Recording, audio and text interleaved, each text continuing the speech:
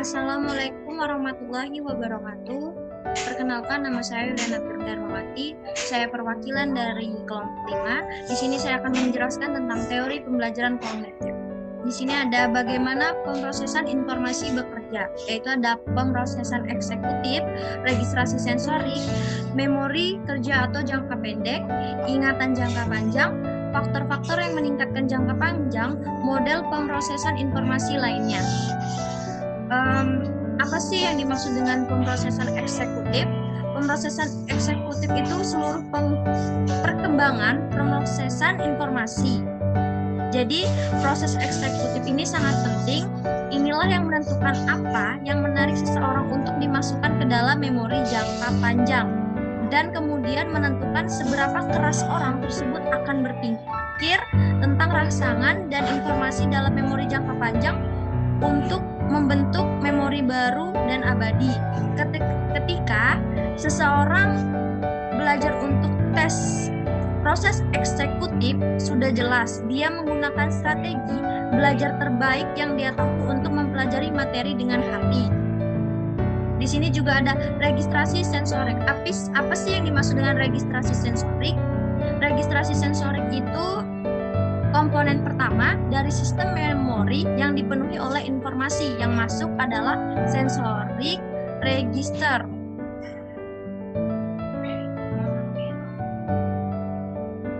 Jadi sensorik register ini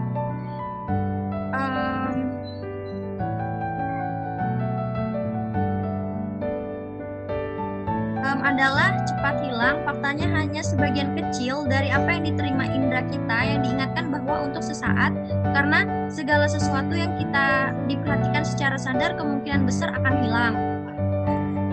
Di sini juga ada memori kerja atau jangka pendek. Apa sih yang dimaksud dengan memori kerja atau jangka pendek? Memori kerja atau jangka pendek yaitu informasi yang dirasakan dan diperhatikan seseorang ditransfer ke komponen kedua dari sistem memori kerja.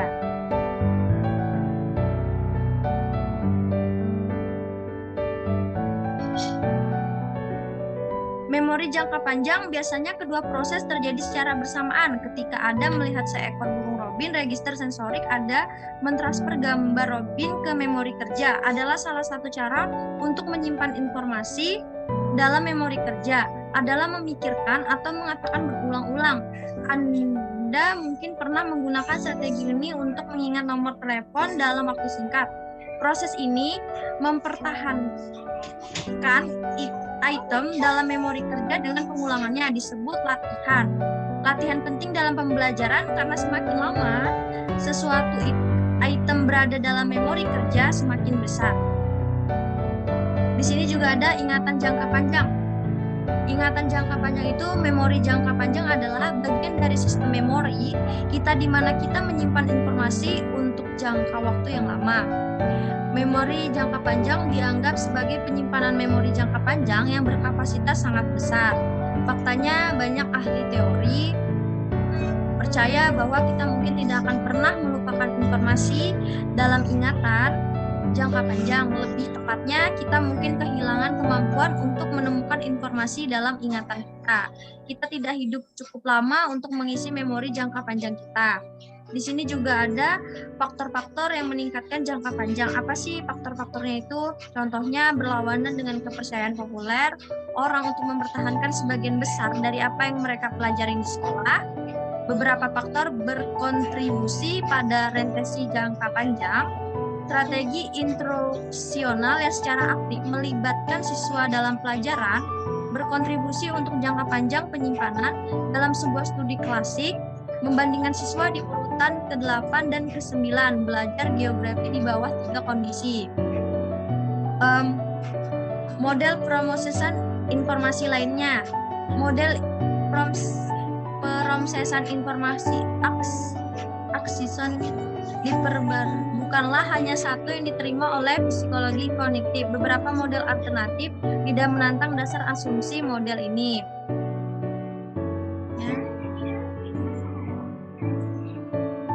Selanjutnya, dari apakah kita tahu penelitian otak?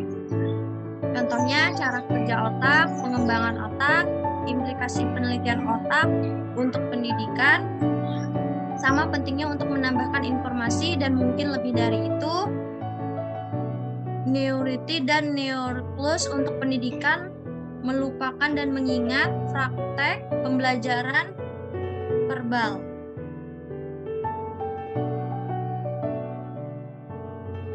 Maksudnya dari kerja otak itu, otak manusia adalah 3 koin misteri itu mengontrol sebuah yang kita lakukan. Semua yang kita rasakan dan dirasakan. Para ilmuwan dan filsuf telah mempelajari otak selama ratusan tahun. Namun, hanya dalam beberapa tahun terakhir kemajuan nyata telah dibuat dalam memahami bagaimana otak dan sistem saraf. Pengembangan otak ini dimulai pada saat pembuahan. Dalam 4 minggu pertama kehamilan janin tumbuh 200 miliar neuron. Di sini juga ada implikasi penelitian otak untuk pendidikan. Apa sih implikasi penelitian otak untuk pendidikan? Jadi, banyak temuan dari penelitian otak memiliki arti penting bagi pendidikan dan menemukan bahwa jumlah stimulasi di awal perkembangan anak berkaitan dengan jumlah koneksi saraf atau sinapsis yang menjadi dasarnya untuk pembelajaran dan memori yang lebih tinggi. Penelitian otak adalah penemuan bahwa ketika seseorang memperoleh pengetahuan dan keterampilan, otaknya menjadi lebih efisien. Sebagai contoh, Solo et al. Dibandingkan otak seseorang seniman ahli dengan pemula. Pada tugasnya akrab bagi seniman-seniman menggambar wajah.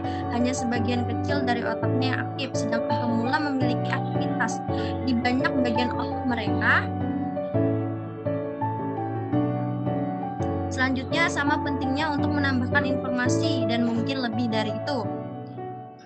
Kemajuan penelitian otak secara alami telah menyebabkan panggilan untuk aplikasi pada praktik pendidikan.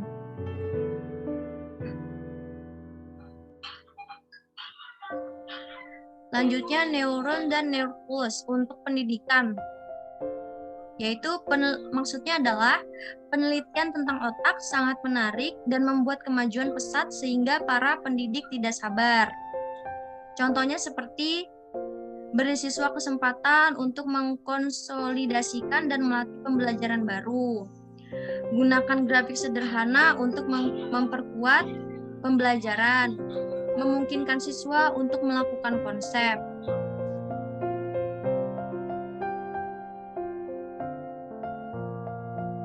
Melupakan dan mengingat. Nah, itu selama bertahun-tahun para peneliti ini telah mengidentifikasikan beberapa faktor yang membuatnya lebih mudah atau lebih sulit untuk diinginkan informasi. Contohnya itu seperti gangguan. Salah satu alasan penting mengapa orang sering lupa, yaitu adalah gangguan. 2. Inhibisi rekreatif, yaitu bentuk lain dari interferensi disebut inhibisi rekreatif yang terjadi ketika informasi yang dipelajari sebelumnya hilang karena bercampur dengan yang baru dan informasi yang agak mirip. Praktek, maksudnya adalah praktek ini metode yang paling umum ya untuk menyimpan informasi ke memori juga yang paling biasa. Praktek ini penting pada beberapa tahap pembelajaran seperti yang telah dicatat sebelumnya dalam bab informasi yang diterima dalam memori kerja harus dilatih secara mental jika ingin disimpan untuk lebih dari beberapa detik. Informasi dalam memori kerja biasanya harus dipraktekkan sampai dibangun dalam memori jangka panjang. Contohnya itu praktek massa dan T-distribusi, pemberlakuan dan generasi. Pembelajaran verbal.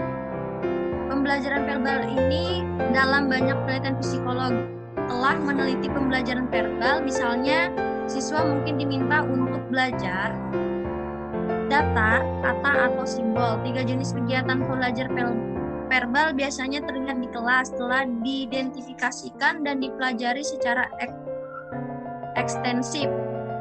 Contohnya itu peran berpasangan rekan, melibatkan pembelajaran untuk merespon dengan salah satu anggota pasangan ketika diberikan anggota lain, biasanya dari daftar pasangan untuk dihafal dalam eksperimen khas. 2. Pembelajaran serial itu melibatkan pembelajaran daftar istilah dalam urutan tertentu, menghafal catatan pada staf musik, ikrar, kesetiaan, unsur-unsur dalam urutan berat atom, dan puisi dan lagu adalah tugas pembelajaran serial. Ketiga, yaitu tugas belajar mengingat bebas, juga melibatkan menghafal daftar, tetapi tidak dalam urutan khusus. Mengingat nama-nama 50 negara, bagian mengingat berbagai jenis penguatan, menghafal genre yang berbeda dari menulis dan mengingat sistem organ dalam tubuh adalah contoh dari tugas mengingat bebas. Selanjutnya, bagaimana skill metagonis membantu pelajar belajar. Istilah metagonis ini berarti pengetahuan tentang pembelajaran sendiri atau tentang belajar keterampilan berpikir, dan keterampilan belajar merupakan contoh keterampilan metakognitif. Siswa dapat diajarkan strategi untuk menilai pemahaman sendiri, mencari tahu beberapa banyak waktu yang mereka perlukan untuk mempelajari sesuatu, dan memilih rencana yang efektif untuk memeriksa atau memecahkan masalah.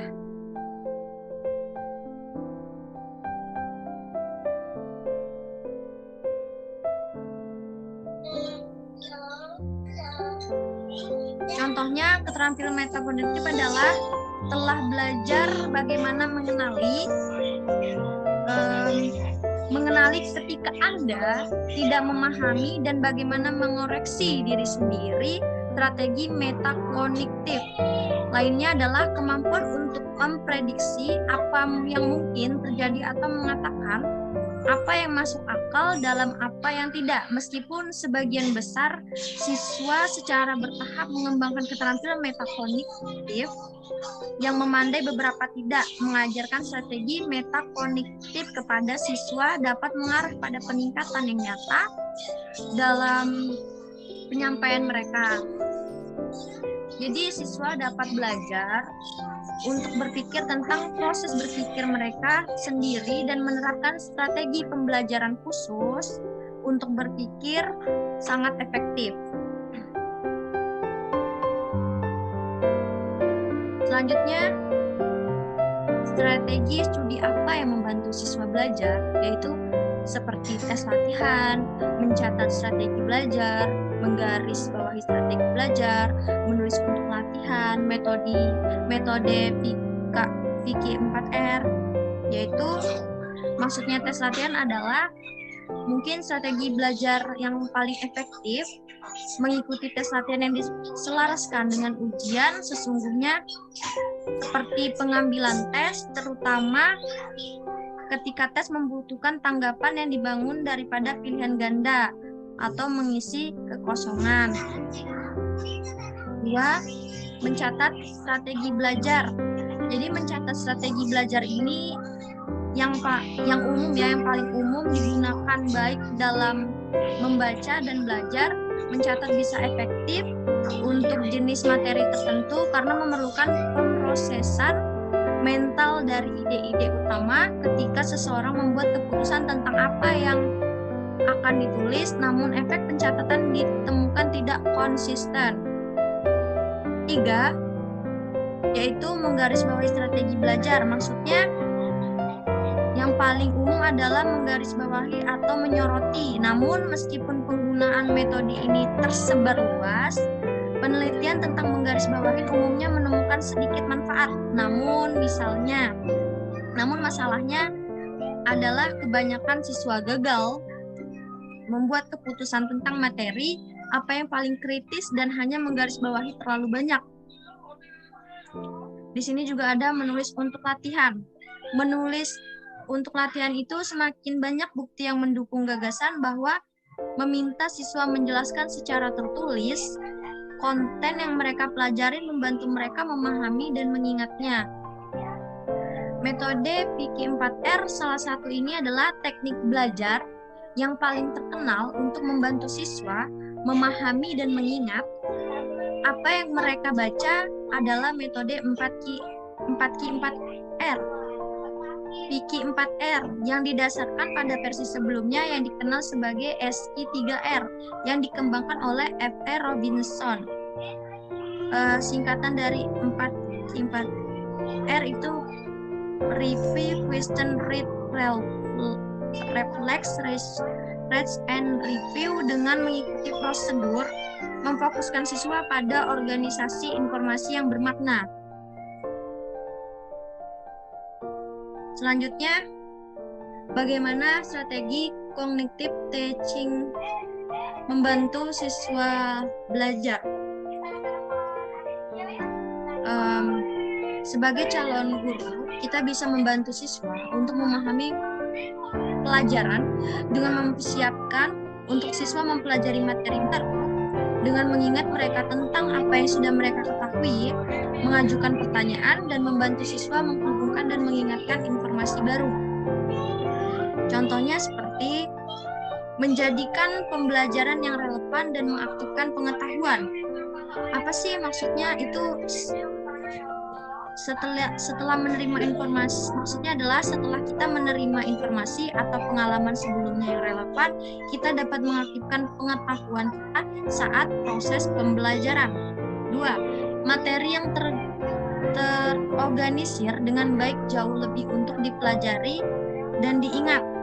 Maksudnya adalah materi daripada materi yang tidak terorganisir dengan baik, organisasi di mana isu-isu spesifik dikelompokkan di bawah topik yang lebih umum tampaknya sangat membantu untuk pemahaman siswa.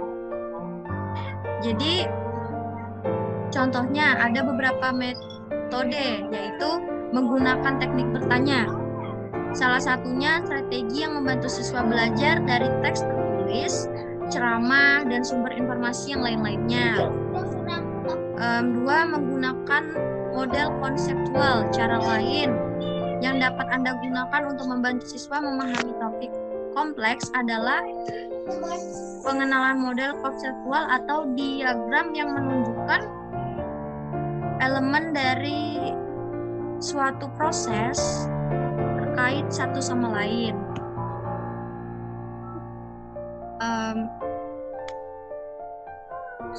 Sekian, terima kasih. Itu saja yang dapat saya sampaikan. Wassalamualaikum warahmatullahi wabarakatuh.